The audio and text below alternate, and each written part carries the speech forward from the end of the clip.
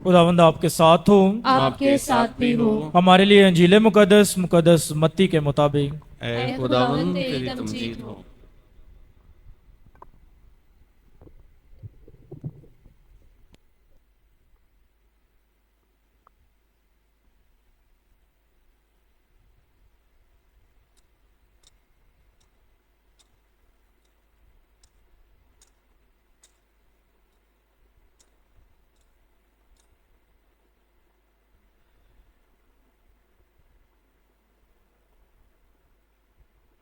उसके 16वें बाब में से। और जब यीशु कैसरिया फिलिप्पी के इलाके में आया तो उसने अपने शागिर्दों से यह पूछा कि लोग इब्ने इंसान को क्या कहते हैं। उन्होंने कहा कि बास यूहन्ना इस्तवागी कहते हैं, बास इलियास, बास इर्मिया या अंबिया में से कोई। उसने उनसे कहा, मगर तुम मुझे क्या कहते हो? शमौन पतरस ने जवाब दिया कि तू अल मसीह है, जिंदा खुदा का बेटा। तो यीशु ने जवाब में उससे कहा, मुबारक है तू शमौन बरयूना, क्योंकि ये बात जिस्म और खून ने नहीं बल्कि मेरे बाप ने जो आसमान पर है तुझ पर जाहिर की है। और मैं तुझसे कहता हूं कि तू कैफा है, और मैं इस कैफा पर अपनी कलीसिया बनाऊंगा, और आलम असफल के दरवाजे इस पर गालिब ना आएंगे। और मैं आसमान की बादशाही की कुंजियां तुझे दूंगा, और जो कुछ तू जमीन पर बांधेगा वो आसमान पर बंधा रहेगा, और जो कुछ तू जमीन पर खोलेगा वो आसमान पर खुला रहेगा। अंजील मुकद्दस के वसीले से हम सब के गुनाह माफ किए जाएं। ऐ मसीह तेरी सताइश हो।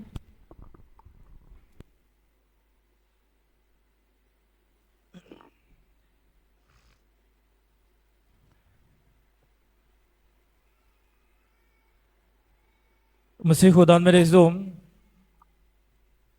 आज हमसे बड़ी खुशी और शादमानी के साथ खुदा के घर में मौजूद हैं। उस खुदा के घर में कि जो बरकतों रहमतों का खुदा है, उस खुदा के घर में कि जो हमेशा हमारी हिफाजत निगहबानी करता है, उस खुदा के घर में कि जो हमेशा हमें बरकत अता करता है। आज हम सब बड़ी खुशी, शादमानी और जोश के साथ आलमगीर कलीसिया के हमरा दो अजीम हस्तियों और दो मुअल्लिमीन की ईद मनाते हैं। आप सबको एक बार फिर जोरदार तालियों में मुकद्दस पतरस और मुकद्दस पौलुस की ईद बहुत बहुत मुबारक हो। मसीह खुदा मेरे इज़्ज़ो, जून का महीना गर्मी के एतबार से इंतहाई सख्त है, कठिन है। जून के महीने में गर्मी अपने आबोताब पर होती है, इंसान गर्मी की वजह से परेशान होता है। लेकिन दूसरी तरफ जून का महीना बरकतों का महीना है। जून के महीने में हम मसीही बड़ी सारी ईदें मनाते हैं। अगर हम 1 जून से देखें तो 1 जून को हमने मसीही ईमान की बड़ी ईदों में से एक ईद यानी ईद साऊद, यीशु मसीह का आसमान पर जाना, वो ईद मनाई।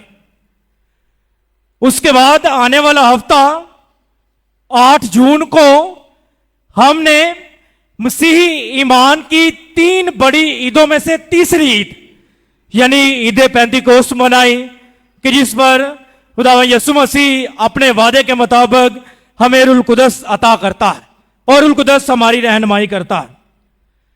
9 जून को हमने मुकद्दसा मरियम कलीसिया की मां या मुकद्दसा मरियम चर्च की मां की ईद मनाई। उसके बाद 10 जून को इन्हीं अजीम मुकद्दसों में से, इन्हीं अजीम रसूलों में से कि जिसने मसीह का प्रचार किया, जिसने मसीह के नाम की मुनादी की, उस अजीम मुकद्दस यानी मुकद्दस बरनबास की ईद मनाई। 13 जून को मुकद्दस एंथनी की आप सबको याद होगा कि हमारे पेरिश में मंगल के रोज बड़ी खुशी और धूम के साथ मनाई गई। 8 तारीख के बाद आने वाला एतवार यानी 15 जून को हम सब ने पूरी दुनिया के साथ मिलकर हमारे ईमानी वेदों में से एक वेद यानी पाक तसलीस की ईद मनाई कि जिसमें हमने बाप और बेटे और उल कुदस के बारे में सुना, सीखा और समझा। फिर उसके बाद 22 जून को पूरी दुनिया ने खुदा यीशु मसीह के पाक बदन और पाक खून की ईद मनाई। आप सबको याद होगा कि 22 जून को ही शाम के वक्त 5 बजे एतवार के रोज इबादत रखी गई, जब हमारे वो बच्चे कि जिन्होंने पहली पाक शराकत ली उनको इसी गिरजाघर में पाक शराकत के सर्टिफिकेट दिए गए। फिर उसके बाद 24 तारीख को यानी 24 जून को यूहन्ना इस्तबागी की पैदाइश की ईद मनाई गई। 27 जून को यीशु मसीह के पाक दिल की ईद हम सब मनाते हैं।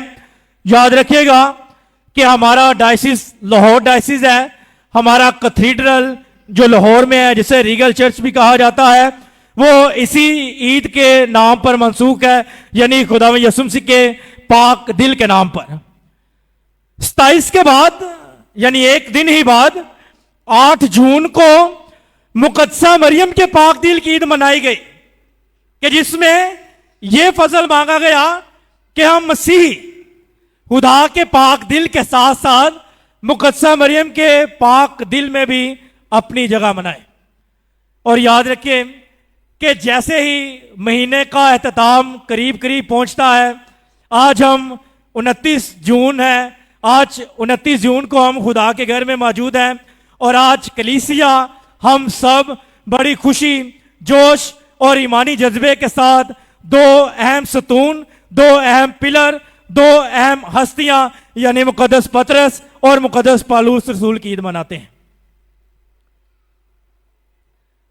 आज कलीसिया, मैं आज के कलाम का आगाज इस तरह करूंगा कि आज कलीसिया 2 शहजादे रसूलों की ईद मनाती है कि ये दोनों शहजादे रसूल है, मुकद्दस पतरस और मुकद्दस पौलुस रसूल।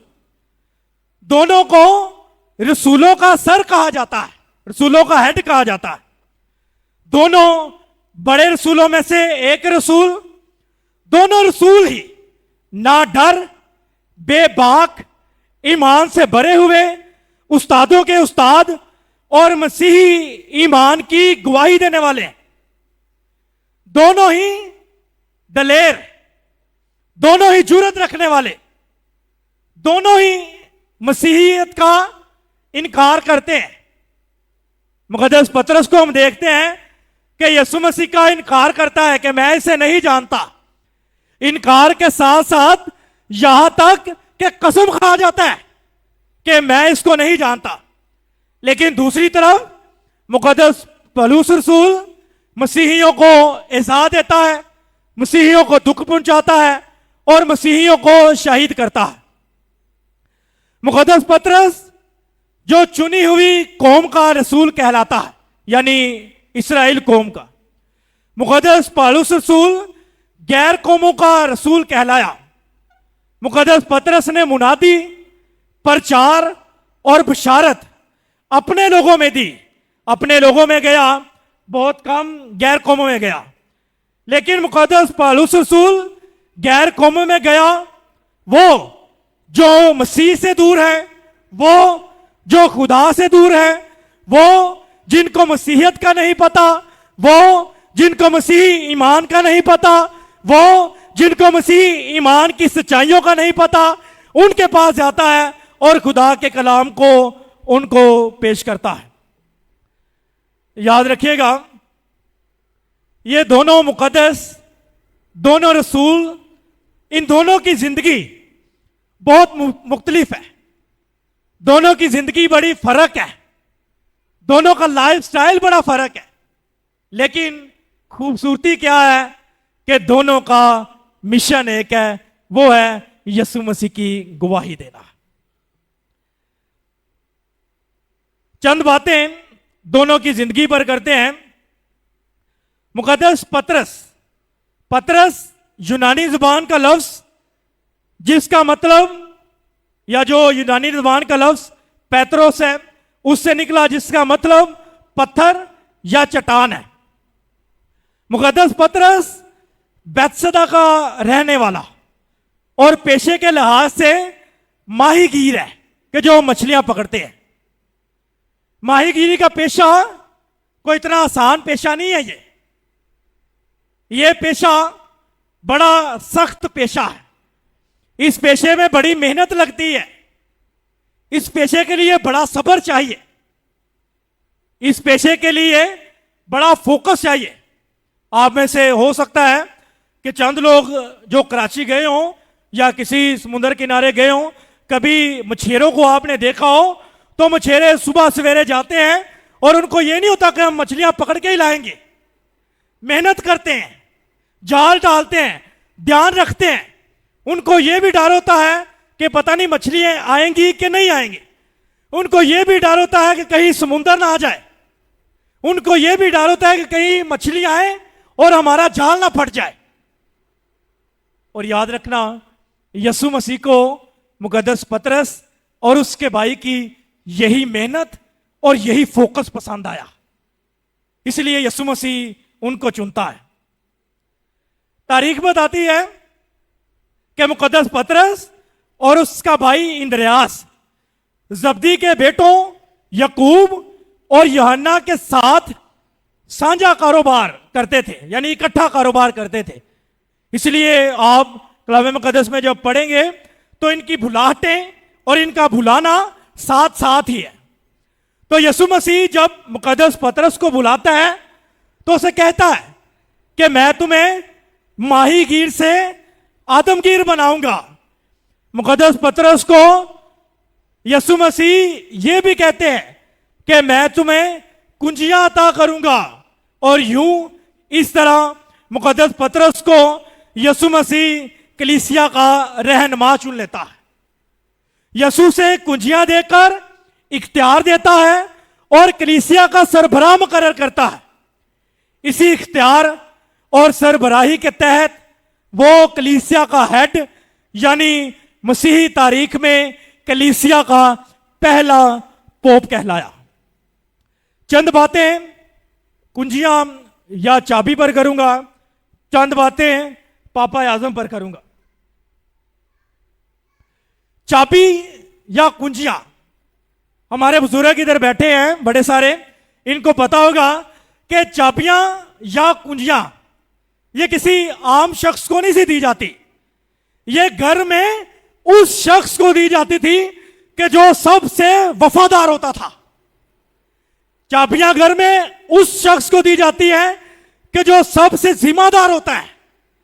चाबियां घर में उस शख्स को दी जाती हैं जिसको सबका ख्याल होता है। चाबियां उस शख्स को दी जाती हैं जो सबसे ज्यादा रिस्पॉन्सिबल होता है। चाबियां उस शख्स को दी जाती हैं कि जिसके दिल में घर के लिए, घर की चीजों के लिए और घर के लोगों के लिए फिक्रमंदी होती है। इसीलिए यीशु मसीह पतरस को चाबियां अता करता है और कलीसिया का रहनुमा मुकर्रर करता है। हमारे पापा आजम पोप लियो जो अभी मुकर्रर हुए, ये कलीसिया के 267वें पोप है।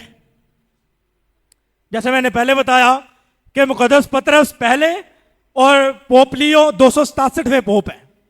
परसों मेरी फादर जी से बात हो रही थी, हमारे पैरिश प्रीस्ट फादर फ्रांसिस गुलजार से।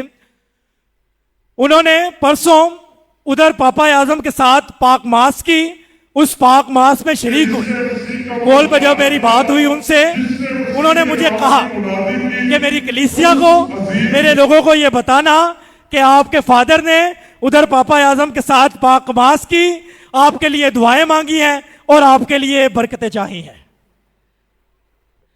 मुकद्दस पौलुस रसूल, लफ्ज पौलुस यूनानी जुबान का लफ्ज है जिसका मतलब है छोटा। मुकद्दस पौलुस रसूल का पहला नाम शाऊल था। ये एक पक्का फरीसी और रबी जमैलियल से शरीयत की तालीम हासिल करता है। ये वही शाऊल है जो मसीहियों को इज़ा देता है। ये वही शाऊल है जो मसीहियों को दुख देता है। ये वही शाऊल है जो सुनता है कि ये मसीह है तो उसे मारता है। ये वही शाऊल है कि जो लफ्ज मसीह से और मसीहियत से नफरत करता है। तारीख का पहला शहीद इस्तफानस जब वो शहीद हुआ तो मुकद्दस पौलुस रसूलों के अमाल में अपनी जुबानी खुद कहता है कि जब उसे शहीद किया गया, जब उसे मारा गया, तो मैं उसके मारने पर खुश था, मैं वहां मौजूद था। लेकिन मसीह खुदा में रेज़ो, जब यीशु मसीह जिंदगी बदलता है ना, याद रखना कि जब यीशु मसीह जिंदगी बदलता है तो जिंदगी के साथ क्या, इंसान की आदत, इंसान की फितरत और इंसान का अखलाक बदल देता है। जब यीशु मसीह किसी को तब्दील करता है ना, तो यीशु मसीह तब्दीली के साथ इंसान को जुर्रतमंदी देता है कि वो एक अच्छा, सच्चा और पक्का मसीह कहलाए। इसलिए कहते हैं कि मुकद्दस पौलुस रसूल की जिंदगी में 4 तब्दीलियां बड़ी खास है। 4 कन्वर्जन। पहले इंग्लिश में बताऊंगा फिर उर्दू, दोनों में। 4 तब्दीलियां या 4 कन्वर्जन जो मुकद्दस पौलुस रसूल की जिंदगी में बड़ी खास है। नंबर 1, जू बिकेम अ क्रिश्चियन, कि एक यहूदी मसीही बना। Number 2, Saul became a Paul, Saul पौलुस बनता है। Number 3, blind man became a one who seize, कि वो शख्स कि जिसकी आंखों की बिनाई चली गई, जब खुदा उस पर अपना पाक रूह भेजता है तो फिर वो उसके जलाल और उसके नाम के सिवा कुछ भी नहीं देखता है। Number 4, a persecutor became a witness, कि जो मसीहियों को इज़ा देता है वही मसीह के नाम की गवाही देना शुरू कर देता है।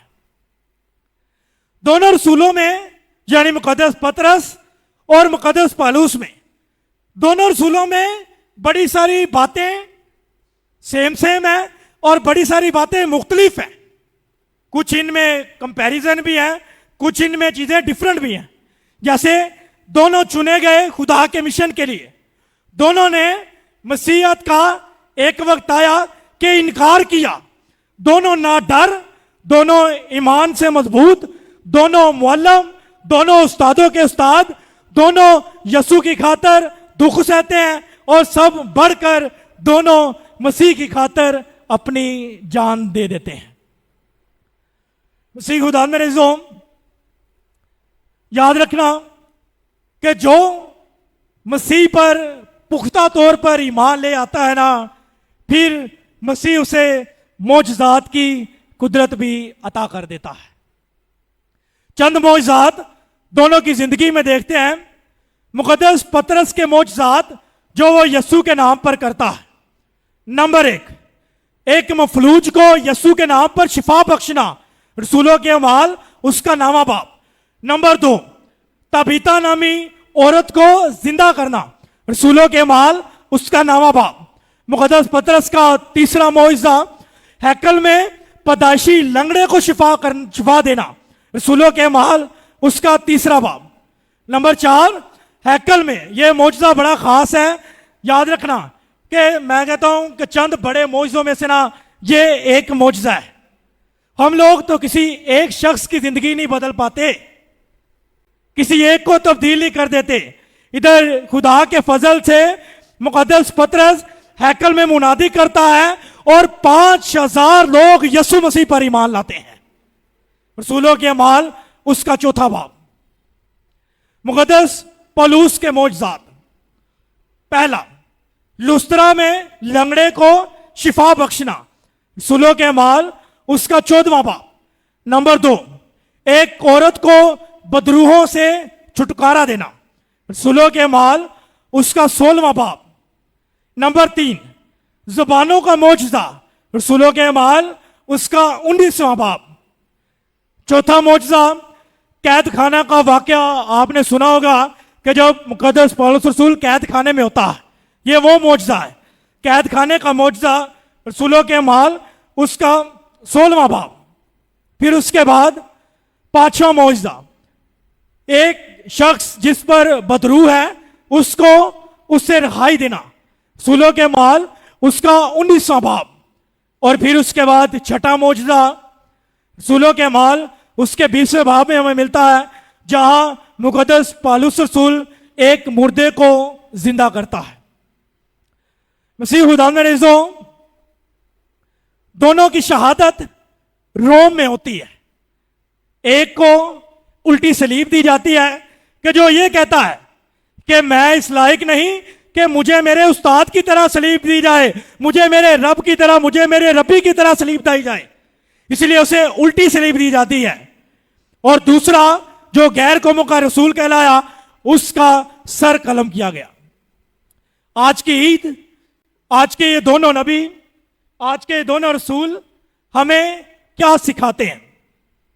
5 बातें करूंगा कि जो हमें आज के कलाम से और आज की इस ईद से और इन दोनों रसूलों की जिंदगियों से सीखने को मिलते हैं। पहला, कि हम सब ने इनसे और आज की ईद से सीखना है कि हम मसीही ईमान की गवाही देने वाले बने। उस वक्त का मसीही ईमान देखें और अभी मसीही ईमान देखें। उस वक्त में इतने मसीही कम थे, फिर भी वो डरे नहीं, फिर भी वो हिचकिचाए नहीं, फिर वो दिलेरी के साथ मसीहियत की गवाही देते रहे। इसलिए हमने अपने किरदार से, अपने अमल से और अपनी जिंदगियों से मसीहियत की गवाही देनी है। दूसरा, खुदा का शुक्र करें, याद रखना, खुदा का शुक्र करें और अपनी जिंदगी के लिए कोई एक मुकद्दस लाजमी चुने, उसकी जिंदगी पढ़े कि किस तरह उसने खुदा के प्यार का तजर्बा किया, और फिर वही एक्सपीरियंस के साथ खुद अपने साथ खुद अपना सफर खुदा के नाम पर शुक्र शुरू करें। नंबर 3, ईमान में हमेशा बढ़ते रहे, ईमान को कमजोर ना होने दे, हमेशा खुदा का कलाम पढ़े। नंबर 4, चर्च से प्यार करने वाले बने। रसूलों को देखें कि उन्होंने चर्च को इतना प्यार किया कि उन्होंने अपनी जानें दे दी। हमेशा चर्च को प्यार करें, अपनी मोहब्बत, अपना ईमान चर्च में दिखाएं, चर्च पर तनकीद ना करें।